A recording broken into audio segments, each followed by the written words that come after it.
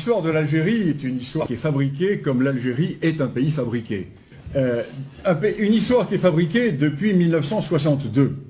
Parce que ce pays qui a reçu ses frontières de la France, qui a même reçu son nom de la France, est un pays qui, à partir de 1962, va créer une histoire qui va être une histoire idéalisée et qui va permettre de réinterpréter des événements disparates du passé dans le sens d'une unité nationale qui n'a jamais existé.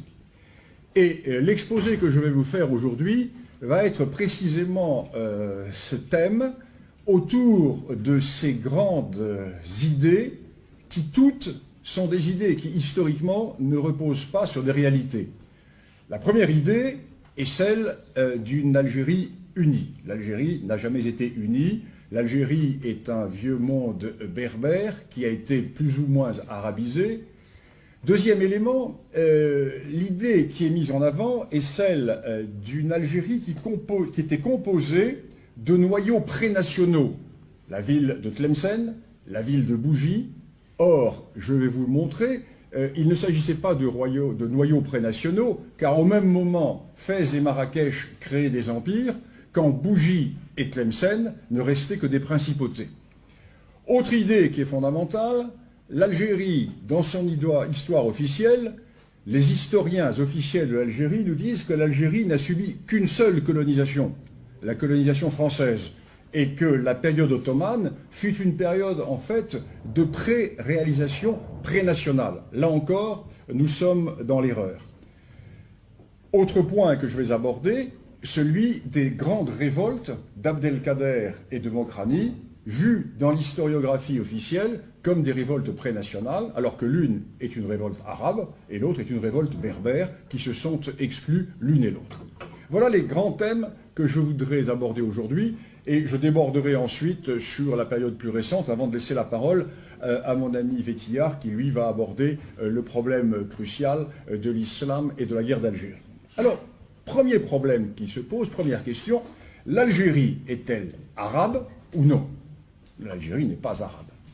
L'Algérie n'est pas arabe, j'allais dire comme l'ensemble de l'Afrique du Nord. Quand je parle de l'Afrique du Nord, je ne parle pas que du Maghreb, je parle de l'Égypte jusqu'au Maroc. Tout ce monde partant du delta du Nil jusqu'aux îles Canaries est un monde de la berbérité. Cet ensemble berbère qui va demeurer berbère jusqu'au 8e siècle et qui va, dans le cadre de l'Algérie et dans le cadre du Maroc, rester berbère jusqu'au 12e siècle. Nous sommes dans un monde de la berbérité et cette Algérie qui n'a jamais existé dans ses frontières actuelles aura connu dans son histoire une petite parenthèse d'unité dans quasiment ses frontières actuelles à l'époque du royaume des Macéciles, c'est-à-dire un royaume qui existait dans la fin de la période carthaginoise jusqu'au début de la période romaine. Donc dans l'histoire ancienne, si nous voulons avoir une référence avec l'Algérie dans ses frontières actuelles, grosso modo, notre référence remonte au 1er siècle avant Jésus-Christ, 1er siècle après Jésus-Christ, donc à la période de ce royaume berbère, qui était le royaume des Macéciles, qui a été embarqué dans toutes les affaires des guerres romaines et qui va ensuite être assimilé et qui va ensuite être divisé par l'administration romaine. Donc une Algérie qui n'existe pas. Une Algérie qui n'existe pas, alors que très rapidement, nous voyons qu'à l'ouest et qu'à l'est, deux entités commencent à naître, ce qui va devenir le Maroc. Car dès l'époque romaine, le Maroc, c'est-à-dire la Maurétanie tingitane, est profondément différente de ce que va devenir l'Algérie. Le Maroc, par exemple, va être très peu romanisé, à l'exception de Tanger, à l'exception de quelques postes, même Volubilis. Volubilis est une ville embellie par Rome, mais c'est une ville berbère. Entre Volubilis et la région d'Oran, il n'y a quasiment pas de postes romains, quelques avant-postes. Il y a véritablement une coupure qui se fait dans ce monde de l'Afrique du Nord. Une coupure qui se fait, l'Algérie elle-même n'est pas en totalité romanisée. L'Algérie elle-même est romanisée dans sa partie littorale et romanisée dans sa partie orientale. Par exemple, il existait à peu près 500 implantations urbaines dans tout ce qui était l'actuel Maghreb. Et sur ces 500 implantations urbaines, les 3/4 se situent à l'est d'Oran. Donc toute la partie orientale de l'Algérie, toute la partie occidentale, pardon, de l'Algérie, et toute l'actuelle Mauritanie-Tingitane, l'actuel Maroc, était un peu à l'écart de la romanité, sauf bien entendu la région du détroit de Gibraltar, qui protégeait les Espagnes, et quelques points d'appui romains. Donc ceci est fondamental, car ceci va expliquer la suite. Ceci va expliquer la suite avec cette réalité qui est fondamentale, dans la mesure où l'Algérie n'est qu'en partie romanisée, et elle n'est qu'en partie christianisée. Là encore, nous sommes dans la légende.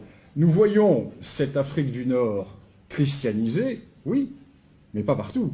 Parce que l'histoire régionale permet une approche qui est beaucoup plus réelle que l'approche globalisante que nous avions à l'époque coloniale. Par exemple, il y avait 300 évêchés de l'actuelle Libye jusqu'à l'actuel Maroc. Mais sur ces 300 évêchés, il y en avait 4 à l'ouest d'Oran. Donc une christianisation très superficielle. Ce qui va expliquer la suite des événements. Car nous allons voir que les zones profondément romanisées et christianisées vont résister avant de se convertir, tandis que les zones peu romanisées et peu christianisées vont se convertir sans coup férir lorsqu'il y aura la conquête arabe. Alors ceci est important, ceci est fondamental. Pourquoi? Parce que dès le début, nous voyons plusieurs Algéries, car la définition de l'Algérie est plurielle. Elle est plurielle géographiquement, elle est plurielle humainement. Lorsque vous connaissez un peu l'Algérie, vous voyez bien les différences qui peuvent exister entre les régions du Tel, les régions des Kabylies, les régions des Aurès, les régions du Grand Sud. Un monde, des mondes géographiques. Et sur ces mondes géographiques vivent des populations qui vont avoir des emprises différentes sur l'organisation du sol. Par exemple, les populations berbères de grands nomades du Sud vont très facilement être islamisés et arabisés. Car quel va être le mode de différence de vie entre ces berbères nomades d'Afrique du Nord et les arabes nomades venus d'Arabie? Ils ont à peu près les mêmes modes de vie, le même système de fonctionnement. Donc, nous allons assister à des réactions différentes vis-à-vis des envahisseurs, l'islamisation, l'arabisation, qui vont se produire de manière différente. Alors donc, pour résumer la période ancienne, nous sommes dans un monde berbère. Ce monde berbère est plus ou moins pénétré par la romanité et par la christianité, par le christianisme. Ce christianisme qui va connaître de très nombreuses divisions, qui va fracturer la société berbère chrétienne de la partie centrale et orientale de l'Algérie. La partie occidentale est fort peu touchée. Et ces populations vont subir coup sur coup un certain nombre d'invasions. Première invasion, les invasions vandales, qui ne vont quasiment pas concerner l'Algérie. Elles vont concerner la partie est du Constantinois et l'actuelle Tunisie. Les Vandales ne font que passer, et pendant la période vandale, nous allons assister à la renaissance des entités berbères, des Aurès et des Kabylies. Après les Vandales vont arriver les Byzantins. Alors les Byzantins vont essayer de recréer l'Empire. Ils vont essayer de recréer cette immensité impériale qui avait été développée par Rome. Et les Byzantins vont faire un mauvais calcul, très mauvais calcul. Ils vont très rapidement, avec Justinien, vouloir rétablir l'autorité de l'Empire tel que l'Empire existait à la fin du IVe siècle. Or, entre le IVe siècle et la fin du VIe siècle, bien des choses sont passées. Et les responsables, les chefs berbères de la partie orientale de l'Algérie ne vont pas accepter et ils vont entrer en rébellion contre les Byzantins. Ce qui fait que les Byzantins vont avoir à faire de longs combats contre ce que l'on a appelé l'inexorable reconquête berbère, car nous sommes toujours dans un monde authentiquement berbère. Et dans ce monde authentiquement berbère, qui va être dans son secteur urbain recontrôlé par les Byzantins, dans ce monde va se produire un événement considérable qui va se produire à partir de 647. 647, c'est le début du grand mouvement de conquête arabo-islamique. Alors, arabo-islamique, oui et non. Disons égypto-berbéro-arabo-islamique. Parce que les premiers contingents qui vont arriver en Ifriqiya, c'est-à-dire dans l'actuelle Tunisie et dans la partie orientale de l'actuelle Algérie, sont des contingents très peu arabes. Ce sont essentiellement des Égyptiens convertis à l'islamisme. N'oublions pas que l'Égypte était, de toute la partie impériale de l'Empire romain, la partie la plus christianisée. Aujourd'hui, quand vous voyez des manifestations de musulmans en Égypte ou dans le nord du Soudan, dites-vous bien que les ancêtres de ces barbus allaient à la messe. Nous étions dans une région totalement chrétienne. Et ce sont ces premiers Égyptiens convertis à l'islam qui vont fournir la première infanterie et les Berbères de Libye. Parce que les Berbères Lawata de Cyrénaïque, qui se convertissent à l'islam, vont fournir la force de frappe. Ce qui va expliquer pourquoi les premières attaques arabo-musulmanes sur l'actuelle Tunisie et l'actuelle Algérie ne vont pas entraîner le soulèvement des Berbères, car ce sont d'autres Berbères qui arrivent. Certes, qui ont adopté une nouvelle religion, mais les Berbères ont vu passer tellement de religions, ils ont vu passer tellement de dissidences chrétiennes, qu'une nouvelle religion n'est pas quelque chose qui va les perturber. Ce n'est que dans un deuxième temps qu'ils vont se soulever. Et ils vont laisser les Byzantins seuls. Les Byzantins vont se battre. Contrairement à la légende, les Byzantins ne vont pas laisser le terrain facilement, puisqu'il va y avoir des débarquements byzantins qui vont essayer de reprendre le territoire. Mais le chef byzantin, qui est le patrice Grégoire, l'exarque Grégoire, va commettre une erreur. Il se porte au devant des envahisseurs, à Sbeitla, et il s'enferme dans ses remparts. Il aurait très bien pu rester avec sa troupe, son infanterie. Les Arabes n'avaient pas de matériel de siège, mais ils lui tendent un piège. Ils font mine de se replier. Il sort pour les poursuivre, bien entendu, embuscade. Les troupes byzantines sont vaincues. Et la première occupation qui dure un an. 2-3 occupations vont se produire. Et finalement, au bout de la 4e ou 5e opération, il faudra un siècle aux arabo-musulmans pour prendre le contrôle du Maghreb. Au bout de la 3e ou 4e expédition, les Byzantins sont battus, Carthage est prise, et ce sont les Berbères qui prennent le relais. Alors, qui sont les Berbères qui vont résister? Eh bien, ce sont les Berbères d'Ezorès et de Petite Kabylie qui vont résister. L'un des plus célèbres de leurs chefs, c'est le chef Kousseïla, qui va mener la guerre avec les derniers embryons de force byzantine et qui va l'emporter, puisqu'il va par 2 fois chasser les Arabes, il va prendre Kérouan, qui était le camp arabe, il va les repousser vers la Libye, et finalement il va être vaincu, et les derniers combats vont être menés par une femme qui longtemps a été considéré comme un personnage légendaire, mais qui est un personnage historique, bon, la fameuse Kahina, qui va mener les derniers combats et qui va finalement perdre la vie dans la partie orientale de l'actuelle Algérie. Alors, là se passe une grande période d'inconnu. Une grande période d'inconnu parce que l'on ne sait pas du tout ce qui s'est produit, l'on ne peut que constater qu'en très peu de temps, ces populations se convertissent à l'islam. Elles se convertissent à l'islam, et dans les sources arabes qui sont à nos dispositions, il y en a très peu, elles ont toutes été traduites et étudiées, l'on ne parle quasiment plus de chrétienté résiduelle, sauf quelques mentions ici ou là. L'idée générale qui apparaît est la suivante. Toute la partie centrale, orientale de l'Algérie, partie centrale, occidentale de l'Algérie et l'actuel Maroc se convertissent sans résistance. La résistance semble s'être produite uniquement sur les Aurès et sur les Kabylies. Plus à l'ouest, l'on ne voit pas de traces de résistance. Mais ce qui est intéressant, c'est que les Berbères de la partie occidentale de l'Algérie et de l'actuel Maroc vont sauver leur berbérité en se convertissant à l'islam. À ceci, nous sommes dans un point très pointu, très précis et très intéressant de l'histoire, car l'on constate que pour ces Berbères, la religion ne va être que l'habillage ethnique.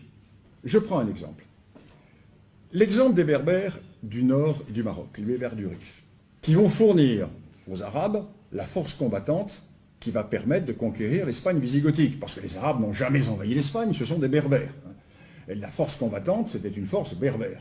D'ailleurs, les études génétiques qui ont été faites à l'heure actuelle montrent que dans la population espagnole, c'est essentiellement les gènes berbères que l'on a. Les Arabes vont arriver après. Je vous expliquerai comment. Les Arabes vont arriver dans un deuxième temps. Les Arabes, c'est au XIIe siècle. Mais avant, il n'y a pas d'Arabes. Il y a quelques chefs arabes, mais le reste, ce sont des Berbères. Donc, les Berbères qui ont conquis l'Espagne, à telle enseigne que plusieurs principautés espagnoles sont berbères. La principauté de Saragosse est berbère. La principauté la plus nordique de l'Espagne, de ce qui deviendra Al-Andalus. Et ces Berbères considèrent qu'ils n'ont pas été vaincus. Ils ne sont pas dhimmis. Ils n'ont pas à être soumis aux lois qui sont les lois de la dhimitude, puisqu'ils se sont convertis sans avoir résisté. Nous parlons bien des Berbères de l'actuel Oranie et de l'actuel Maroc. Or, le problème, c'est que s'il n'y a pas de dhimmi, ben, il n'y a pas de trésor arabe. Parce que l'impôt est payé par qui? Il est payé par les dhimmis. Ce qui fait que l'Orient réclame aux gouverneurs arabes des impôts. Et les gouverneurs arabes doivent fournir des impôts et ils vont assujettir ces Berbères de l'Algérie occidentale et de l'actuel Maroc à l'impôt comme les dhimmis. Ce qui fait que les Berbères vont se soulever. Et là, ils vont utiliser l'islam contre l'arabité. Et c'est tout à fait intéressant parce qu'ils vont adopter les hérésies de l'islam pour repousser les Arabes. Ils vont adopter l'hérésie égalitaire kharidjite pour repousser la sunna. Pourquoi? Parce que ils vont dire, mais nous sommes des convertis, nous ne sommes pas des vaincus. Mais que dit l'islam? L'islam dit que la Houma doit être dirigée non pas par la famille du prophète, car si la Houma est dirigée par la famille du prophète, cela veut dire que nous, Berbères, nous sommes des colonisés pour l'éternité.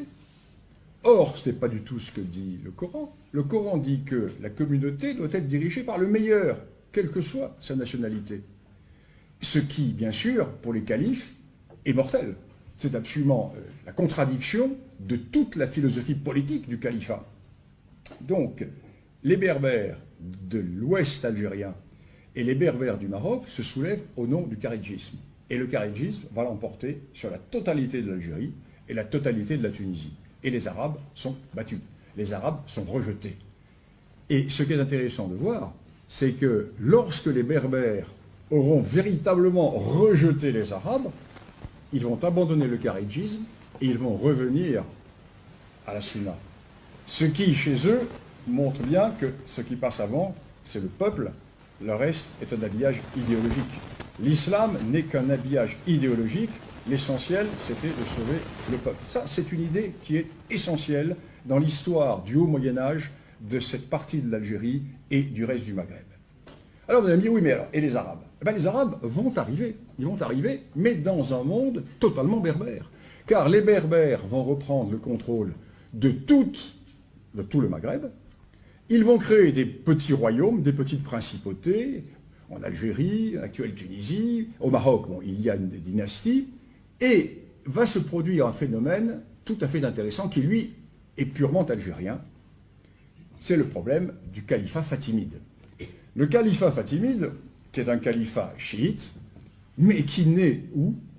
Le grand fatimide du Caire, où naît-il? Ben, il naît en Petite Kabylie. Il naît chez qui? Chez les Berbères Koutama. Qui sont les Koutama? Le professeur Le Bohec ne va pas me contredire, ce sont les Zoukoutamani, qui étaient les cavaliers qui fournissaient la cavalerie, une partie de la cavalerie romaine.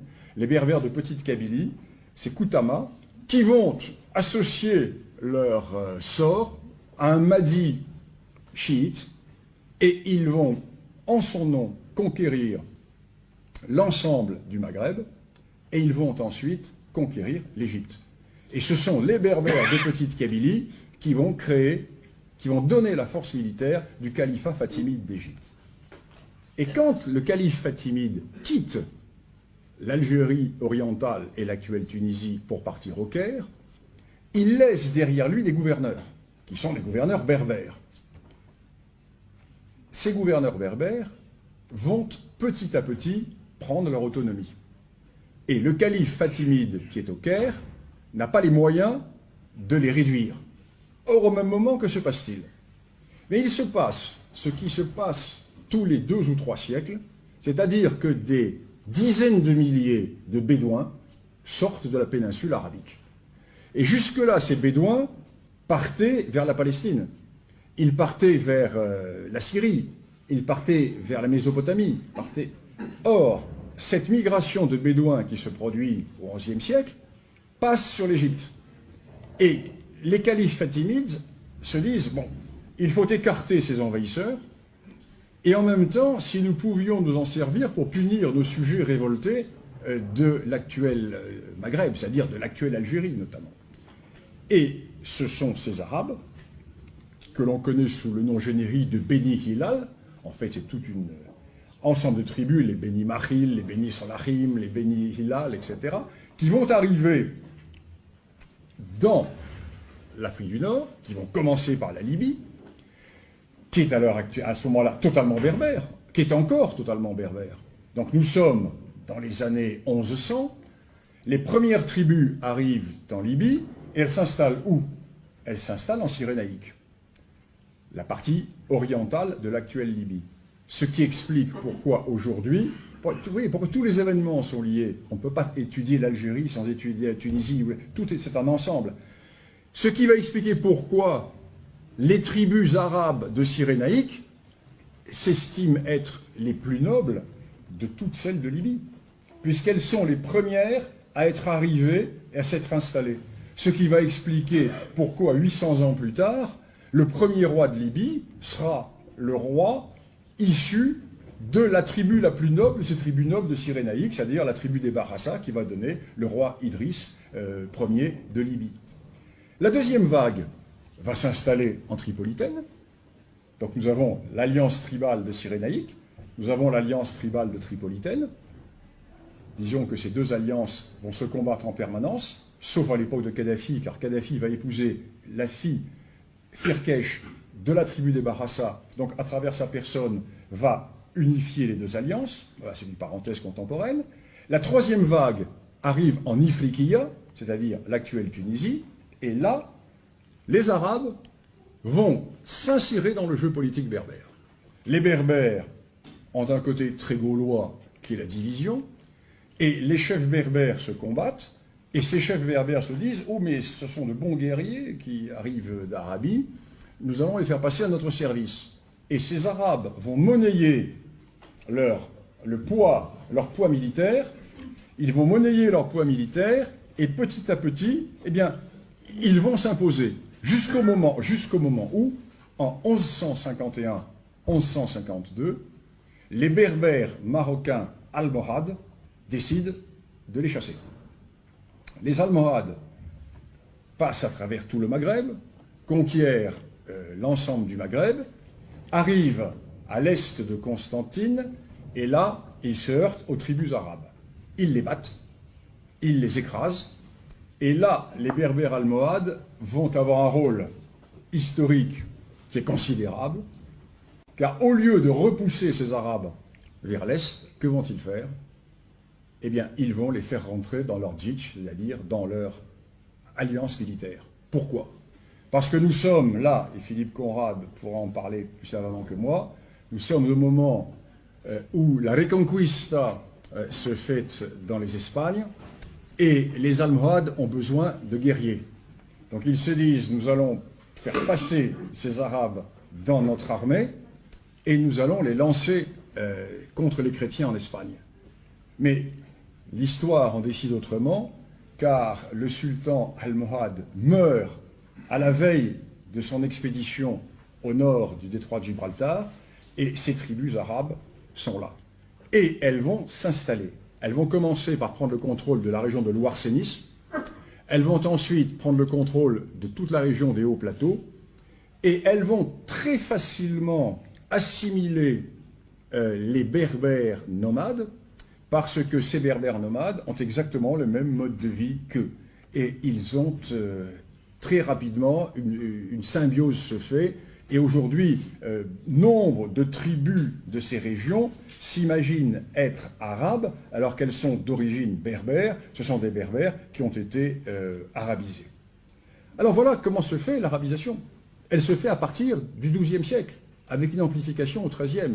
Jusque-là, il n'y a que des berbères. Et à partir de ce moment-là, nous allons voir une rétractation berbère qui va se faire. Lorsque les premières statistiques françaises vont être faites dans les années 1860-1870, il y a encore 70% de berbérophones dans l'actuelle Algérie. Aujourd'hui, les berbérophones sont à peu près 25%. Donc il y a eu un recul historique qui s'est fait. Alors, nous en arrivons à la période suivante, qui est la période turque, qui est une période très peu connue, la période turque en Algérie. C'est une période qui est essentielle. Pourquoi?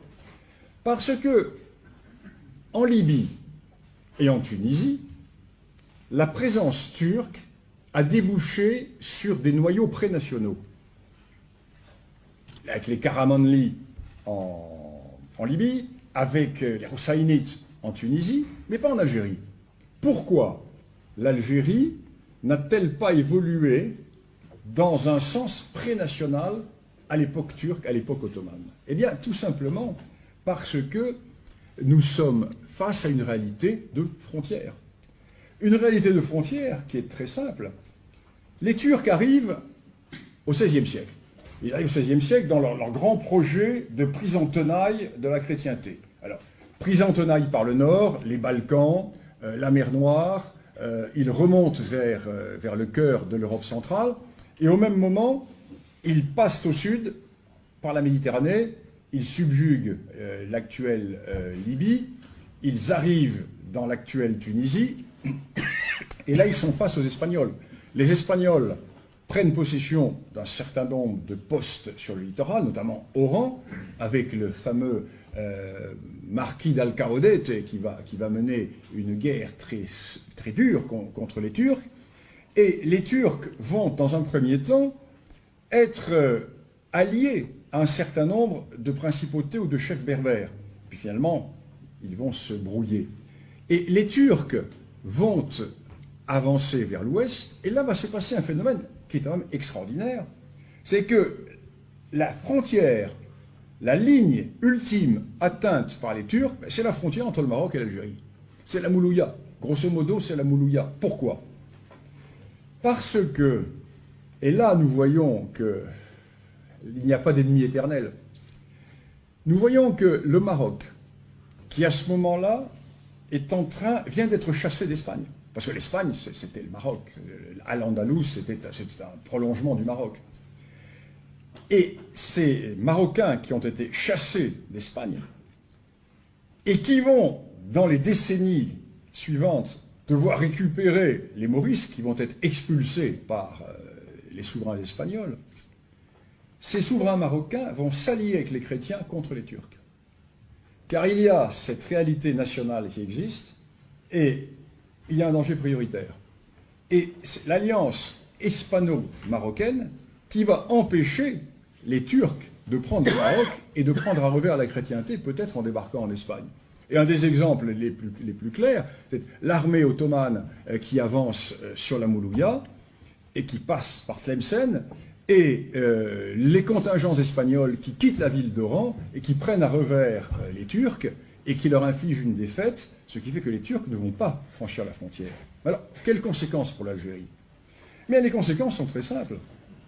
Très simples. L'Algérie va toujours être considérée comme une marche frontière. Ce qui fait que les Ottomans qui sont en Algérie vont certes essayer d'être les moins dépendants possibles du cœur de l'Empire, mais ils ne vont jamais rompre avec l'Empire, parce qu'ils ont sur leurs frontières les Marocains. ils ont sur leurs frontières l'empire chérifien. Or, quelle est la force